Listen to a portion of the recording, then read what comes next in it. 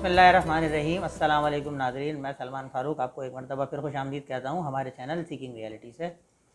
नाज़रीन, आज जिस उन्वान पर हम गुफ्तगू करेंगे वो है माशरे में बढ़ती हुई हिजानियत। इस बारे में बात करेंगे हम कि इसकी वजूहात क्या हैं। हमारे साथ मौजूद हैं जनाब प्रोफेसर सलमान राजा साहब। अस्सलाम वालेकुम सर। वालेकुम अस्सलाम। कैसे हैं सर? खैरियत से हैं? अल्लाह का करम।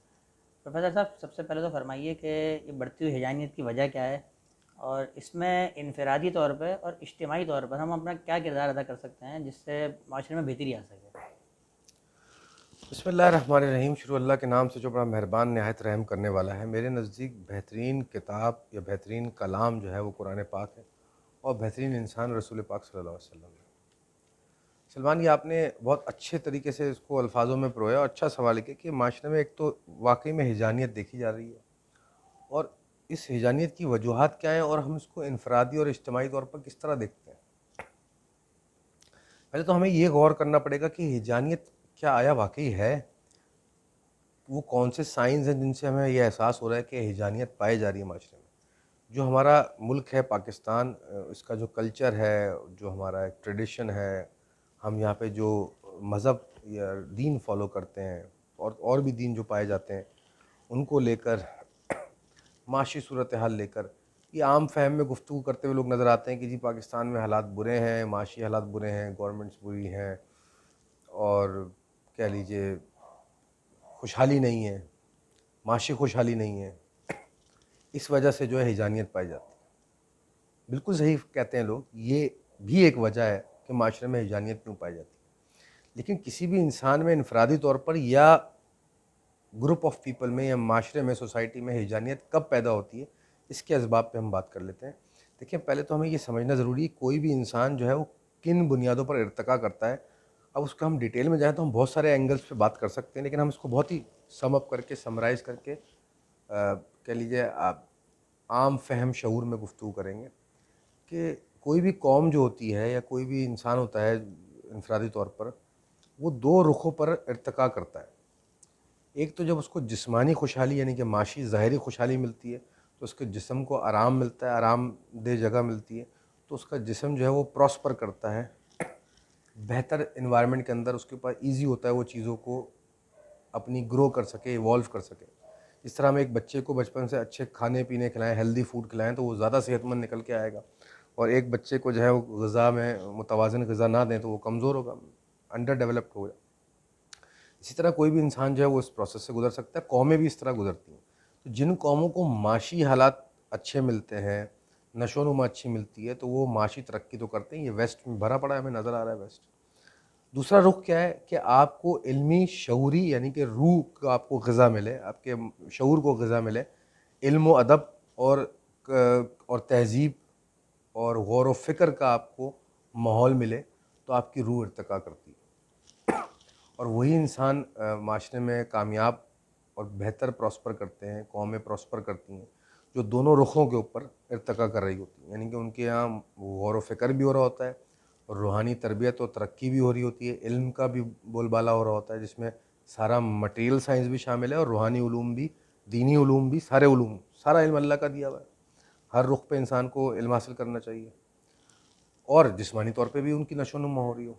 तो आप ज़रा गौर कीजिए, वेस्ट में आपको जिस्मानी नशोनुमा तो मिल रही है, माइंड साइंसेस या मादी उलूम पे तो बहुत तरक्की होती हुई नज़र आ रही है, लेकिन रूहानी उलूम पे वहाँ पे भी फुकदान है किसी हद तक। दीन से तो वो बिल्कुल ही मुनकर हो चुके हैं, दूर हो चुके हैं। और हमारे यहाँ ईस्ट में तो दीन ही एक सहारा बचा है, जिसको हमने बहुत बुरे हाल में कर रखा है अपने अपने तईं। बाकी रह गए माशी हालात, वो अबतर से अबतर होते जा रहे हैं। वही अपनी जगह सही है जो लोग कह रहे हैं लेकिन सिर्फ माशी हालात जो है वो उसका वजह नहीं है तबाही फैलने की, हिजानियत फैलने की। अब जब कोई भी इंसान इनफरादी तौर पर या इज्तिमाई तौर पर, अगर उनके फ़र्द वाहिद से ही माशरा बनता है, एक एक इंसान जुड़ के जो है सोसाइटी बनाते हैं, तो अगर इस माशरे के लोग जो हैं हमारे, वो अगर हकीकत से दूर रहेंगे, इन सारे रुखों के इर्तिकाओं से दूर रहेंगे, अगर उनकी रूह में बुलंदी नहीं आएगी, उनको गौर व फ़िक्र नहीं मिलेगा, उनको दुनियावी उलूम में तरक्की नहीं मिलेगी, उनको रूहानी उलूम में तरक्की नहीं मिलेगी, उनको कह लीजिए दीन के अंदर सुकून नहीं मिलेगा, उसकी एसेंस, उसकी हकीकत, उसकी रूह पर नहीं चलेंगे معاشی معاملات ان کے خراب رہیں گے، جب سارے رخوں کے اوپر وہ پریشان ہوں گے، ارتقا نہیں کریں گے، آگے گرو نہیں کریں گے، تو رزلٹ کیا نکلے گا؟ ہجانیت۔ وہ ہجانیت کا شکار ہوں گے، وہ پریشان ہوں گے، اریٹیٹ ہوں گے کہ ہم کیوں نہیں بڑھ رہے آگے۔ یہ فطرت انسانی ہے کہ جب اس کی روح ارتقا نہیں کرتی تو روح میں جھنجھلاہٹ، خبط آ جاتا ہے، یعنی کہ نفس میں جھنجھلاہٹ اور خبط آ جاتا ہے۔ تو ہمارے اس خطے کے اندر یہ پچھلے کئی سالوں سے یہ معاملہ ہم دیکھ رہے ہیں کہ ایک تو یہ کہ لوگوں کا شعور اتنا جو ہے وہ پستی میں جا چکا ہے کہ لوگ صرف معاشی ترقی کو ہی ترقی سمجھتے ہیں، نمبر ون، یا علوم کی بات ہو، علم کی بات ہو تو وہ صرف مادی علوم یا مٹیریل سائنس کو ہی علم سمجھتے ہیں، وہ روحانی علوم کو کوئی کہہ لیجیے امپورٹنس نہیں دیتے، وہ مذہبی علوم کو کوئی امپورٹنس نہیں دیتے، اور اس سب سے بلند کہ روح کا ارتقا جب ہوتا ہے، تعلق جب اللہ سے، کریٹر سے قائم ہوتا ہے، اس تک تو لوگ بات ہی سننا ہے کیا سمجھنے سے ہی قاصر ہیں۔ ان کے نزدیک صرف اور صرف ترقی جو ہے وہ معاشی ترقی ہے۔ تو اینڈ رزلٹ کیا ملتا ہے کہ آپ معاشرے میں ہمارے دیکھ لیجئے، جن لوگوں نے معاشی ترقی بھی کر لی ہے، بظاہر امیر ہو گئے ہیں، وہ سب سے زیادہ ہجانیت کا شکار ہے، سب سے زیادہ خبط اور خبط کا شکار ہے، سب سے زیادہ پریشان ہے ذہنی طور پر۔ ہمیں ایسے ایسے لوگ ملتے ہیں جو بظاہر تو بہت مالدار ہیں، مال و دولت رکھتے ہیں، لیکن ذہنی سکون سے جو ہیں وہ قاصر ہیں، روحانی سکون سے قاصر ہیں، نفس ان کی مطمئن نہیں ہے، قلوب ان کے سکون میں نہیں ہے، وہ پریشانی کی حالت میں گھوم رہے ہیں، ہیجان میں رہتے ہیں، عجیب عجیب دوائیاں کھا رہے ہوتے ہیں اور ڈاکٹرز اور سائیکیٹرسٹ کے پاس جا رہے ہوتے ہیں۔ بہرحال تو بنیادی وجہ جو ہمارے نزدیک ہے معاشرے میں ہجانیت جو پائی جا رہی ہے، اس کی وجہ ہے کہ روح جو ہے وہ ارتقا نہیں کر رہی، اور جب تک روح بلند نہیں ہوگی تو انسان اپنی مقصد حیات پورا نہیں کر سکتا۔ جتنے بھی دنیا میں مذاہب بھیجے گئے، جتنا بھی انسان نے غور و فکر کیا فلسفے کے زیر اثر، سائنس کے زیر اثر، اس کی ہمیشہ سے کھوج یہ رہی ہے کہ وہ اپنے وجود کی حقیقت کو پالے اور اپنے وجود کو اپنے منبع یا سورس سے کنیکٹ کر لے، اور سورس اللہ کی ذات ہے۔ تو سارے علوم کی جو ہے دسترس جو ہے اور بھاگ دوڑ جو ہے وہ یہی ہے، چاہے وہ سائنٹیفک علوم ہو چاہے۔